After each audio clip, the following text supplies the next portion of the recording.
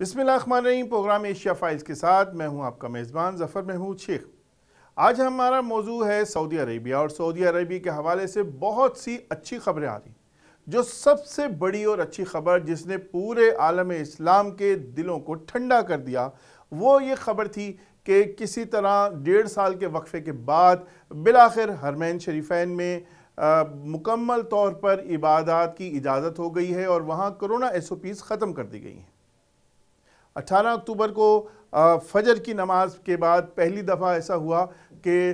जो निशानात थे नमाजियों को दूर दूर खड़ा करने के वो उठा दिए गए, तमाम नमाजियों को इजाज़त दे दी गई और वहाँ हज़ार की तादाद में लोग अब जाकर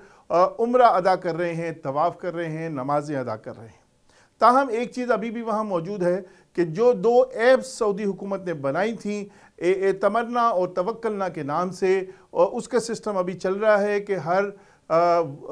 उम्रे के लिए आने वाले को उस पर अप्लाई करके इजाज़त देनी पड़ती है और अपने दिए हुए टाइम के मुताबिक आना पड़ता है। तवक्को ये है कि ये सिस्टम कुछ अर्से के बाद मज़ीद बेहतर कर दिया जाएगा। बहरहाल सारी दुनिया से मोतमरीन की अब जो आमद है उसका सिलसिला शुरू हो चुका है और सऊदी अरब ने ना सिर्फ उम्रा ज़ायरीन के लिए अपने दरवाज़े एक दफ़ा से फिर खोल दिए हैं, ताहम कुछ कोरोना SOPs जो हैं उनको फॉलो करना पड़ेगा, जिसमें सबसे बड़ी SOP ये है कि सिर्फ उन्हीं लोगों को जाने की और उम्रे की इजाज़त होगी जो अपने साथ वैक्सीनेशन करवा चुके हैं।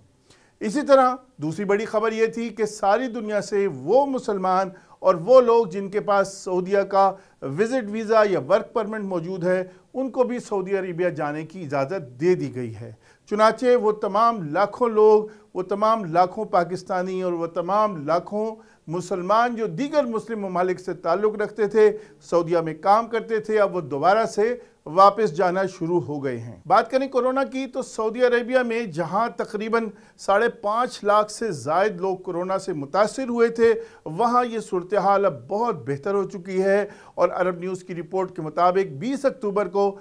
तक सिर्फ 2 लोगों का इंतकाल हुआ और 38 नए केसेस सामने आए। गोया पूरे मुमलिकत सऊदी अरेबिया में जो मुसलमानों के दिलों में धड़कता है उसमें कोरोना पर बड़ी हद तक काबू पाया जा चुका है। और इसके साथ साथ ख़ुद सऊदी अरब में भी कोरोना की पाबंदियां नरम कर दी गई हैं, स्कूल तालीमी इदारे खोल दिए गए हैं, बल्कि बहुत सी जगहों पर तो मास्क की पाबंदी भी ख़त्म कर दी गई है। अब हम बात करते हैं सऊदी अरेबिया और पाकिस्तान के ताल्लुकात के हवाले से। पाकिस्तान और सऊदीया के दरमियान गुज़िश्ता कोई 1.5-2 दहाइयों से मिलिट्री एक्सरसाइजेज जारी रहती हैं। उनमें से एक नेवल एक्सरसाइज का नाम है नसीमुल बहर। आज तक ये 13 नसीमुल बहर की मुश्तरका नेवल मशकें हुई हैं और गुज़िश्ता हफ्ते इन मशकों का इख्तिताम हुआ। ये 13वीं मशक थी जिसके नतीजे में दोनों ममालिक ने एक दूसरे के तजर्बात से फ़ायदा उठाया। ख़ास तौर पर इसकी अहमियत ये है कि जो सऊदीया की एक बहुत बड़ी नेवल फोर्स है वो रेड सी और पर्शियन गल्फ़ दोनों तरफ की अमन सलामती के लिए अपनी सलाहियतों में, अपनी इस्तेदाद कार में इजाफ़ा कर रही है। और पाकिस्तान के साथ जब बहरा अरब में जाके उसने पाकिस्तान नेवी के साथ एक्सरसाइजेस की हैं तो उसकी सलाहियतों में बेपनाह इजाफ़ा हुआ है।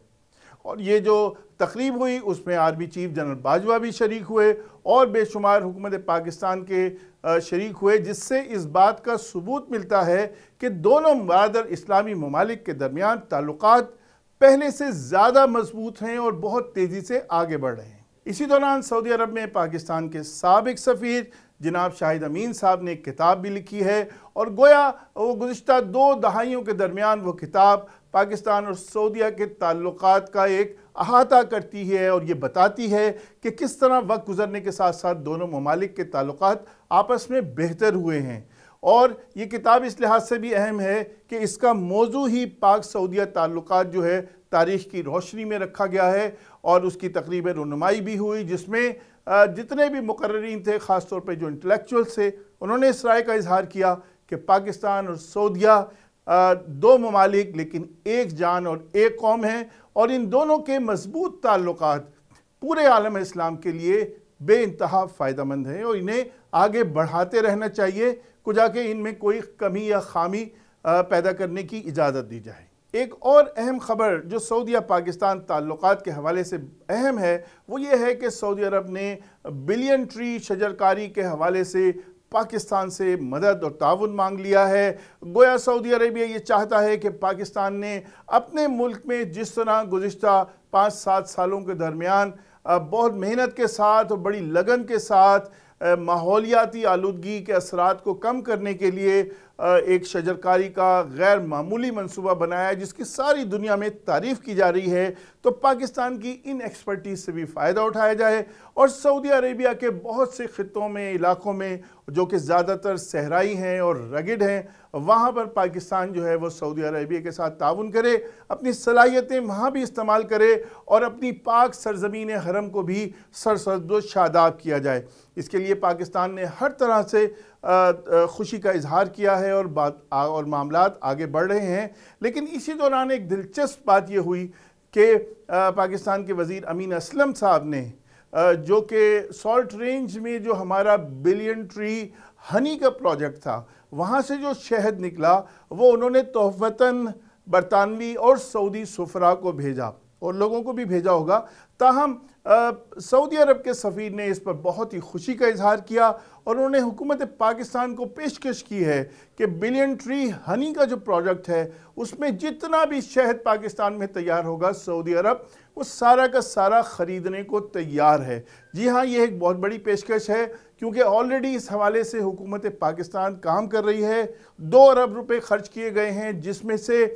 3 क्वालिटी कंट्रोल लेबॉर्ट्रीज़ और 30 हनी कलेक्शन सेंटर्स बनाए जा रहे हैं। उसके ज़रिए पाकिस्तान की जो शहद की पैदावार है उसमें 9 से 10% इजाफा हो जाएगा। लेकिन अहम बात यह है कि हमारा बरादर इस्लामी मुल्क सऊदी अरेबिया ही, जहां ऑलरेडी शहद की बहुत ज़्यादा खपत है, वो इस सारे के सारे शहद को ख़रीदने को तैयार है। और आखिर में हम बात करते हैं खित्ते के अमन के हवाले से, जहां सऊदी अरब ने अमन के लिए इस पूरे खित्ते में मुसलमान ममालिक के दरमियान जो कशीदगी है, खुसूसन ईरान के साथ, उसको ख़त्म करने के लिए मज़ीद पेशरफ्त की है। जी हाँ, सऊदी अरबिया और ईरान के ताल्लुकात जो कि 2015 में मुनक़ता हो गए थे, 2021 के अप्रैल में